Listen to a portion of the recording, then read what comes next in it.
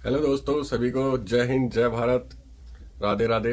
कैसे हैं आप सभी? उम्मीद करता हूं आप सभी अच्छे होंगे। मैं भी अच्छा हूं। और आज हम बात करने वाले हैं, जैसा कि आप सभी जानते हैं कि एसएससी जीडी 2025 का रिजल्ट आया हुआ है। आप सभी को पता है लगभग 42,000 कुछ लोग कैंडिडेट सेलेक्ट हुए हैं और कुछ लोग हैं जो विद हेल्ड में रख दिए गए हैं। कुछ का मतलब कम नहीं है, 2003 बच्चे ऐसे हैं जो लोग विद हेल्ड कैंडिडेट में रख दिए गए हैं। वो सभी घबराए मत, उनकी नौकरी पक्की है, सिलेक्शन पक्का है। बस कुछ वेरिफिकेशंस हैं जो डिपार्टमेंट करा लेगा अपने आप से। थोड़ा सा आपका प्रोसेस लंबा होने वाला है और कुछ नहीं है। बाकी नौकरी आपकी भी लग गई है और आप भी जल्दी ट्रेनिंग में आएंगे ट्रेनिंग करने के लिए। तो आज हम बात कर लेंगे जो लोग विद हेल्ड कैंडिडेट हैं, 2003 कैंडिडेट हैं विद हेल्ड कैंडिडेट, उनके बारे में बात करेंगे कि विद हेल्ड कैंडिडेट क्यों किया जाता है या फिर उनकी ज्वाइनिंग क्यों रोक दी जाती है और क्या क्या इनमें प्रोसेस होता है और उसके मुख्य कारण क्या होते हैं कि आपको विद हेल्ड कर दिया जाता है। तो चलिए अब बात कर लेते हैं विद हेल्ड कैंडिडेट की। विद हेल्ड कैंडिडेट दोस्तों कम नहीं है, इनकी तादाद भी ज़्यादा मात्रा में है। 2003 बच्चे ऐसे हैं जिनको विद हेल्ड कैंडिडेट में रोक दिया गया है। एसएससी जीडी के रिजल्ट में जिन लोगों को विद हेल्ड कैटेगरी में रखा गया है वो ये ना समझे कि वो रिजेक्ट कर दिए गए हैं। नहीं, उनको कुछ समय के लिए रोक दिया गया है किसी संदेह पे। ठीक है, तो उस संदेह के बारे में बात कर लेते हैं कि वो संदेह क्या क्या होते हैं, क्या मुख्य कारण होते हैं कि आप लोगों को विद हेल्ड कैंडिडेट में रखा जाता है। तो चलिए पहले वाले पे बात कर लेते हैं। नंबर वन होता है आपका बायोमेट्रिक। बायोमेट्रिक हमेशा थंब और आइरिस इन दो से ही होता है। यदि आपको याद हो, आप वहाँ पर गए थे अपने फिजिकल में और आपने बायोमेट्रिक भी किया होगा, थंब भी लगाया होगा। ठीक है, उसके बाद आप गए थे अपना रिटन में, वहाँ पे भी आपका बायोमेट्रिक हुआ होगा। उसके बाद आप गए थे मेडिकल में, वहाँ पे भी आपका बायोमेट्रिक हुआ होगा, प्लस आईरीज भी हुई होंगी। तीनों जगह पे आपका बायोमेट्रिक और आईरीज हुआ होगा। तीनों जगह में से किसी एक जगह पर आपका मिसमैच हो जाना, या तो थंब के इंप्रेशन का या आईरीज के इंप्रेशन का, इसको संदेह में रख दिया जाता है। तो एक मुख्य कारण इसका यह है कि आपका जो आईरीज थी वो मिसमैच हुई है कहीं ना कहीं किसी एक स्टेप पर। 3-4 स्टेप होते हैं, फिजिकल, फिर एग्जाम, फिर मेडिकल। तो इन किसी एक स्टेप पर आपकी कोई ना कोई मिसमैच हुई है, या तो आईरीज या फिर थंब इंप्रेशन। ठीक है, ये एक इसका मुख्य कारण होता है। दूसरे नंबर पे बात कर लेते हैं। तो दूसरे में आता है हमें सस्पेक्टेड में रखना। सस्पेक्टेड में रखने का मतलब होता है कि जैसे आपको याद हो, आप जब एग्जाम देने के लिए जाते हैं तो वहाँ पर लिखवाया जाता है मैं वही आदमी हूँ, या फिर मेरा भारत महान, या फिर ये कि मेरा नाम ये है और मैं वही आदमी हूँ जो आना चाहिए था, या कुछ और भी पोएम लिख लो, या कुछ भी आपकी हैंड राइटिंग से लिखवाया जाता है यदि आपको याद हो तो। ठीक है, वो हैंड राइटिंग आपको एक जगह नहीं लिखाई जाती है दोस्तों, 3 से 4 बार लिखवाई जाती है जब जब आप जिस जिस स्टेप पर आते हैं। उसी हैंड राइटिंग का कहीं भी मिसमैच हो जाना, ये भी एक विद हेल्ड होने का एक बड़ा कारण बन जाता है। तो दो मेन कारण होते हैं ये मुख्य, एक तो बायोमेट्रिक हैंड का और एक आइरिस का। दूसरा होता है आपका आपकी हैंड राइटिंग मैच कर ली गई या सिग्नेचर मिसमैच हो रहे हो।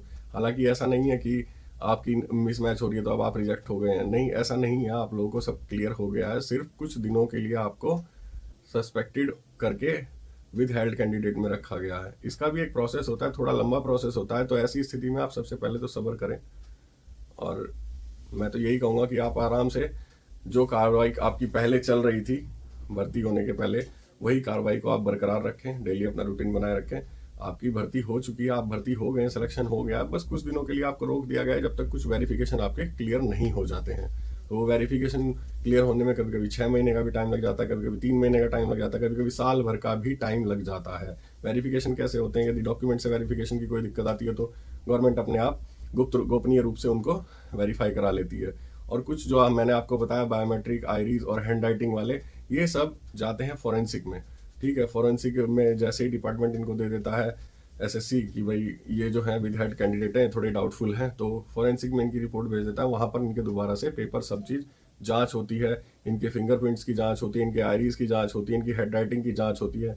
यदि आपकी किसी भी प्रकार की कोई गलती नहीं है तो आपको डरने की ज़रूरत नहीं है, बस शांत बैठने की ज़रूरत है। कुछ दिन बुलाया आपको भी जाएगा ट्रेनिंग सेंटर में दोस्तों, ऐसा नहीं है कि आपको नहीं बुलाया जाएगा। आप भी सिलेक्टेड है, आपको भी डिपार्टमेंट दिया गया है। बस थोड़ा सा प्रोसेस इसका लंबा हो जाएगा। जैसे ही आप लोगों का वेरिफिकेशन क्लियर हो जाता है तो एसएससी आपको अपॉइंटमेंट लेटर भेजने के लिए डिपार्टमेंट को मैसेज दे देती है। तो चलिए इस बारे में अभी बात और भी कर लेते हैं कि हम लोगों को क्या क्या इसमें असुविधा हो सकती है, या कब कब ये क्या क्या चीज़ हम इस असुविधा ऐसी असुविधा होने पर हम क्या क्या चीज़ हमें करनी चाहिए। ऐसा नहीं है कि कोई चीज़ आपकी डिपार्टमेंट को आप डायरेक्ट जाके दे दो कि भाई ये लो मेरा ये वाला कागज़, अगर आपको ये दिक्कत हो रही है तो आप ये वाला कागज़ लो, ऐसा कुछ नहीं है। डिपार्टमेंट अपने तरीके से आपकी वेरिफिकेशन करा लेगा। जैसे ही आपको फॉरेंसिक की तरफ से क्लीन चिट दे दी जाती है डिपार्टमेंट को, तो डिपार्टमेंट आपको अलॉटिंग लेटर भेजता है, लास्ट में आपको ज्वाइनिंग करा देता है, आप लोगों को अलग से ज्वाइनिंग दिया जाता है, आप लोगों का पूरा एक बैच बनता है। तो ऐसा नहीं है कि भाई जो लोग विद हेल्थ कैंडिडेट में वो लोग रिजेक्ट हो गए हैं, बिल्कुल भी इतना मायूस ना हो, आराम से तसल्ली रखें, और कुछ ही दिनों बाद आप लोगों का भी प्रोसेस कंप्लीट हो जाएगा, तो आप लोगों को भी बुला लिया जाएगा ट्रेनिंग सेंटर्स में। चलिए अब हम बात करते हैं, यदि आप लोगों के 1 से 2 महीने बीत गए हैं तो आपको क्या करना चाहिए।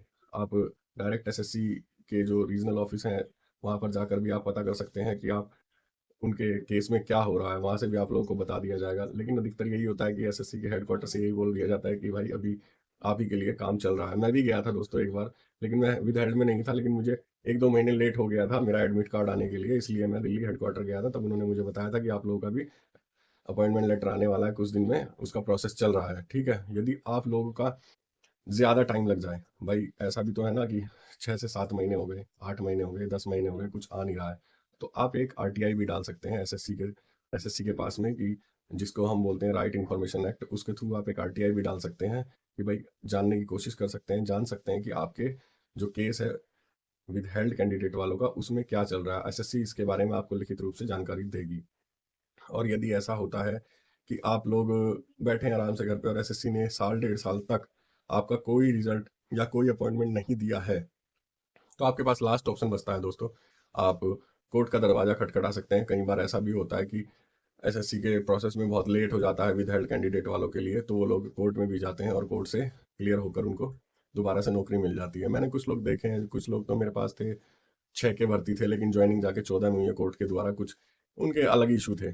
लेकिन हम बात कर लेते हैं कि जो ये मेन इशू है विद कैंडिडेट वाले, तो ये ज़्यादा टेंशन ना ले दोस्तों, आप अपना दैनिक क्रियाकलाप करते रहें जो भी कर रहे हैं, लेकिन ये उम्मीद ना छोड़ें या ये ना सोचें कि आप रिजेक्ट हो गए हैं। ये कोई रिजेक्शन नहीं है, सिर्फ कुछ दिन के लिए आप लोगों को होल्ड किया गया है। आपके या तो बायोमेट्रिक में दिक्कत है, या आईरीज में दिक्कत है, या फिर आपकी हैंड राइटिंग में दिक्कत है। आपके पूरी जांच करने के लिए आपके सारे डॉक्यूमेंट्स और सारी आईरीज और सारे थम्स के जितने भी निशान हैं वो सब फोरेंसिक भेजे जाते हैं।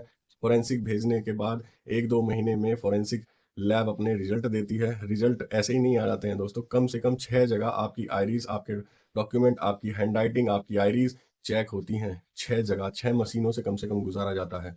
जब तक आपको ये डिपार्टमेंट को, या फिर कह लो कि फोरेंसिक वालों को, जब तक ये बिल्कुल क्लियर नहीं होता कि हाँ आप सही पाए गए हैं, तब तक आपको विद हेल्ड कैंडिडेट में रखा जाता है।